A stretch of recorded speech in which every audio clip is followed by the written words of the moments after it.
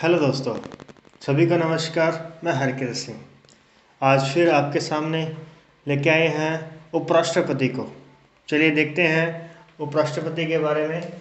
हमने राष्ट्रपति को देख लिया था और उपराष्ट्रपति के बारे में देखते हैं थोड़ा सा कुछ जो भी है।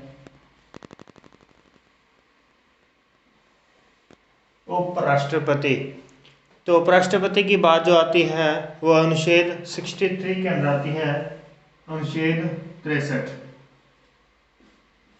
अनुच्छेद 63 में लिखा गया है कि देश का एक उपराष्ट्रपति होगा। यहाँ पे बात कही गई है कि देश का एक उपराष्ट्रपति होगा और 64 के अंदर लिखा गया है कि उपराष्ट्रपति जो है वो राज्यसभा का पदेन सभापति होगा। पदेन सभापति होगा। तो पदेन सभापति का मतलब है कि जैसे ही वो कोई उम्मीदवार जो उपराष्ट्रपति पद के लिए उम्मीदवार है, जैसे ही उसका निर्वाचन उपराष्ट्रपति पद के लिए होता है और जैसे ही वो उपराष्ट्रपति पद पर बैठता है, उसी वक्त उसको राज्यसभा का सभापति पद भी प्रदान कर दिया जाता है। तो ये है पदेन सभापति, पद ग्रहण करते ही सभापति का पद भी प्राप्त हो जाना। अनुच्छेद 65 में लिखा गया है, यहाँ पर उपराष्ट्रपति को शक्ति दी गई है कि जब राष्ट्रपति का पद रिक्त होगा किसी न किसी कारण से, चाहे वो मृत्यु से है, चाहे वो त्यागपत्र के कारण है या आकस्मिक घटना के कारण हुआ है, यानी राष्ट्रपति की किसी विदेश दौरे पर है या वो बीमार है, अपने पद पर नहीं आ सकता, तब तक के लिए उसको पद को संभालेगा। तो कौन संभालेगा? उपराष्ट्रपति कार्यवाहक राष्ट्रपति के रूप में काम करेगा। कार्यवाहक राष्ट्रपति के रूप में काम करेगा। कार्यवाहक राष्ट्रपति का कार्यकाल कितना हो सकता है अधिकतम? तो ध्यान रखिएगा, अधिकतम कार्यवाहक राष्ट्रपति जो है उसका कार्यकाल 6 माह हो सकता है। क्लियर दोस्तों? उसके बाद देखिए जरा 66 में यहाँ बात करते हैं चुनाव के बारे में। चुनाव, तो उपराष्ट्रपति के चुनाव की बात करते हैं, वो 66 में ही लिखा गया है। तो चुनाव की बात करें तो सबसे पहले आपको ध्यान रखना है कि जैसे हमने राष्ट्रपति का चुनाव किया था तो उसके लिए हमने पहले चुनाव मंडल बनाया था। तो उपराष्ट्रपति के चुनाव मंडल में कौन होगा? तो ध्यान रखिएगा, संसद के सभी सदस्य यहाँ भाग लेंगे। संसद के सभी सदस्य का मतलब राज्यसभा और लोकसभा के सभी सदस्य, निर्वाचित प्लस मनोनीत भी उपराष्ट्रपति के चुनाव में भाग लेते हैं। तो ध्यान रखिएगा, संसद के सभी सदस्य यहाँ भाग लेते हैं। उसके बाद हम बात करते हैं कि इसका जो चुनाव की यहाँ गया उम्मीदवार पद के लिए, जैसे राष्ट्रपति के लिए कुछ प्रस्तावक थे, प्रस्तावक व अनुमोदक की आवश्यकता होती है। तो उसी प्रकार से यहाँ उपराष्ट्रपति पद के लिए 20 प्रस्तावक व 20 अनुमोदकों की आवश्यकता होती है। जैसे राष्ट्रपति के लिए यहाँ 50-50 की आवश्यकता होती है। उसी अनुसार यहाँ जमानत राशि जो होती है, जमानत राशि जो होगी 15,000 रुपए की जमानत राशि होगी और 1/6 मत न मिलने से जमानत राशि जब्त कर ली जाएगी। ठीक है दोस्तों, इस प्रकार से। और उसके बाद में हम आगे देखते हैं तो चुनाव कैसे होगा। तो चुनाव उसी प्रकार से अप्रत्यक्ष रूप से चुनाव होगा। अप्रत्यक्ष रूप से यहाँ चुनाव होगा। इनके उपराष्ट्रपति के चुनाव के लिए किसी प्रकार के अपने को मत की जरूरत नहीं होती, जो मत मूल्य होता है उसकी जरूरत नहीं होती। उसके बाद में आगे देखिए दोस्तों 67 के अंदर, अनुच्छेद 67 के अंदर चुनाव हो गया। अब हम बात करते हैं कार्यकाल पदावधि के बारे में। देखते हैं कि पदावधि क्या होगी हमारे पास में। तो कार्यकाल कितना होगा? 5 वर्ष कार्यकाल होता है।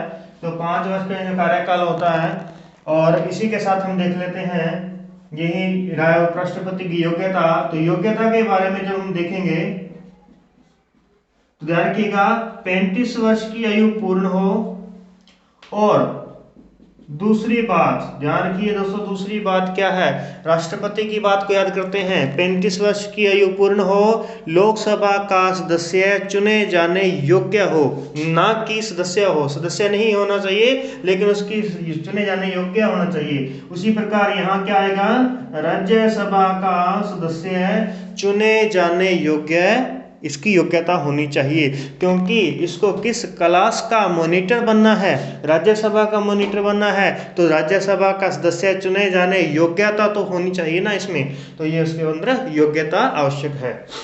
क्लियर दोस्तों, आगे बढ़ते हैं। उसके बाद हमारे पास में कि उपराष्ट्रपति का पद रिक्त, तो देखिए दोस्तों, जहां हमने बात की थी कि राष्ट्रपति का पद रिक्त होगा तो वहां उसका पद कौन संभालेगा, तो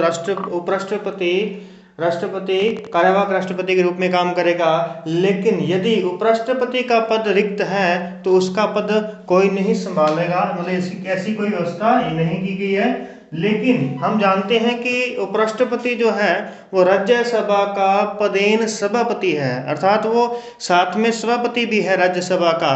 तो यदि 68 के अंदर यहाँ उपराष्ट्रपति का पद रिक्त होता है तब उपराष्ट्रपति का पद कोई नहीं संभालेगा, लेकिन सभापति का पद उपसभापति संभालेगा। ठीक है दोस्तों, उसके बाद में आता है नेक्स्ट 69 में शपथ आती है, शपथ। तो शपथ यहाँ पर राष्ट्रपति के द्वारा या राष्ट्रपति द्वारा नियुक्त किए गए किसी व्यक्ति के द्वारा यहाँ पर शपथ दिलाई जाती है। तो राष्ट्रपति यहाँ पर शपथ दिलाता है, उपराष्ट्रपति को शपथ दिलाएगा कौन, राष्ट्रपति। जबकि राष्ट्रपति को शपथ दिलाता है सर्वोच्च न्यायालय का मुख्य न्यायाधीश या उनकी गैर हाजिरी में वरिष्ठतम न्यायाधीश। उसके बाद देखिए जरा त्यागपत्र की हम बात कर लेते हैं। त्यागपत्र, तो त्यागपत्र देगा ये राष्ट्रपति को, उपराष्ट्रपति जो है ये अपना त्यागपत्र राष्ट्रपति के नामित करता है, नाम से त्यागपत्र देता है। और नेक्स्ट उसके बाद में 70 के बाद में आगे राष्ट्रपति की वापस दोबारा से बात शुरू हो जाती है। इसके अलावा हम देख लेते हैं और इनकी क्या बातें रह गई हैं। तो देखिए जरा, उपराष्ट्रपति है, राज्यसभा का प्रधान सभापति होगा, कार्यवाहक राष्ट्रपति के रूप में काम कर सकता है। चुनाव हमने देख लिया, संसद के सभी सदस्य यहाँ इसका चुनाव करते हैं। 20 अनुमोदक और 20 प्रस्तावक की आवश्यकता होती है। जमानत राशि 15,000 रुपए की होगी और चुनाव होगा अप्रत्यक्ष रूप से। और फिर देख लेते हैं हम, पदावधि कार्यकाल है 5 वर्ष का और 5 वर्ष से पहले भी हटाया जा सकता है। कैसे, 3 ही कंडीशन है, या तो कार्यकाल पूर्ण हो जाए या फिर त्यागपत्र दे दे और या फिर इसे हटाया जाए। तो देखिए जरा, जिस प्रकार हमने देखा था राष्ट्रपति पर महाभियोग लगाया जाता है, महाभियोग की प्रक्रिया चलती है।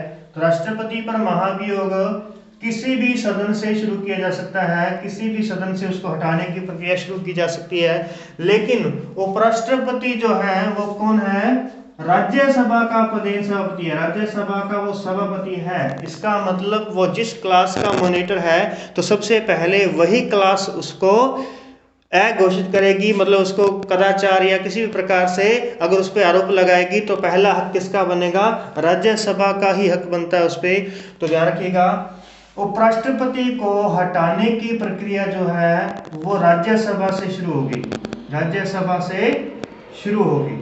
अब देखिए इनको आपस में थोड़ा सा कंपेयर करके देखते हैं। पहली बात यहाँ पे देखनी है अपने को, योग्यता में देखिए 35 वर्ष की आयु राष्ट्रपति के लिए भी और उपराष्ट्रपति के लिए भी। लेकिन राष्ट्रपति के लिए लोकसभा का सदस्य चुने जाने योग्य होना चाहिए और उपराष्ट्रपति राज्यसभा का चुने जाने योग्य होना चाहिए। और ऐसे ही कंडीशन यहाँ हटाने की प्रक्रिया राष्ट्रपति के लिए किसी भी सदन में चल सकती है, लेकिन उपराष्ट्रपति के लिए राज्यसभा से ही शुरू होगी और राज्यसभा से शुरू होने के बाद में वो लोकसभा में जाएगी। अगर लोकसभा भी उसको पारित कर देती है तो उपराष्ट्रपति अपने पद से हटा हुआ माना जाएगा। नेक्स्ट आता है हमारे पास में, यहां से 2-3 क्वेश्चन बनने की संभावना ये रहती है कि वह कौन से सदस्य हैं जो राष्ट्रपति के चुनाव में तो भाग नहीं लेते जबकि उपराष्ट्रपति के चुनाव में भाग लेते हैं। वह कौन से सदस्य हैं जो राष्ट्रपति के चुनाव में भाग नहीं लेंगे जबकि उपराष्ट्रपति के चुनाव में भाग लेंगे। तो यहाँ देखिए, उपराष्ट्रपति के चुनाव में संसद के सभी सदस्य भाग ले रहे हैं, मतलब यहाँ पे निर्वाचित भी भाग ले रहे हैं और मनोनीत भी भाग ले रहे हैं। जबकि राष्ट्रपति के लिए मनोनीत भाग नहीं लेते। इसी के साथ दूसरा प्रश्न ये हो सकता है कि वह कौन से सदस्य हैं जो राष्ट्रपति के चुनाव में भाग नहीं लेते जबकि उसको हटाने में भाग लेते हैं। राष्ट्रपति को हटाने में भाग लेते हैं, हटाने की प्रक्रिया में वो भाग लेते हैं, तो वहां पर भी क्या आएगा, मनोनीत सदस्य आएंगे। क्लियर दोस्तों। इसके बाद और देखिए क्वेश्चन क्या बनता है कि वह कौन सा सदस्य है, वह कौन है जो उस सदन का सदस्य न होते हुए भी उसमें बैठता है। तो वो व्यक्ति है उपराष्ट्रपति। उपराष्ट्रपति राज्यसभा का सदस्य नहीं होता, फिर भी वो राज्यसभा में बैठता है। किसके रूप में? सभापति के रूप में बैठता है। इसके बाद में नेक्स्ट क्वेश्चन आता है हमारे पास में कि राज्यसभा के सदस्यों का कार्यकाल होता है कितना? 6 वर्ष। जबकि राज्यसभा के सभापति का कार्यकाल होता है कितना? 5 वर्ष। क्यों? क्योंकि वो कौन है? उपराष्ट्रपति। और उपराष्ट्रपति का कार्यकाल 5 वर्ष होता है, जबकि राज्यसभा के सभी सदस्यों का कार्यकाल कितना होता है? 6 वर्ष का कार्यकाल होता है। क्लियर। तो इस प्रकार से ये हमारे पास में उपराष्ट्रपति है। पद रिक्त होगा तो कोई नहीं आएगा, शपथ राष्ट्रपति दिलाएगा, त्यागपत्र भी राष्ट्रपति को दिया जाएगा। राष्ट्रपति की जो मासिक वेतन होता है वो होता है 5 लाख रुपए मासिक वेतन वर्तमान में, और उपराष्ट्रपति का जो मासिक वेतन है वह है 4 लाख रुपए मासिक वेतन। क्लियर। तो ये हमारे पास में वेतन है। इसके अलावा उपराष्ट्रपति की कोई शक्तियां नहीं हैं, वो सिर्फ राज्यसभा में पदेन सभापति के रूप में कार्य करता है, और यहाँ पदेन सभापति के रूप में ही वो अपनी वेतन भत्ते प्राप्त करता है। तो आज के लिए उपराष्ट्रपति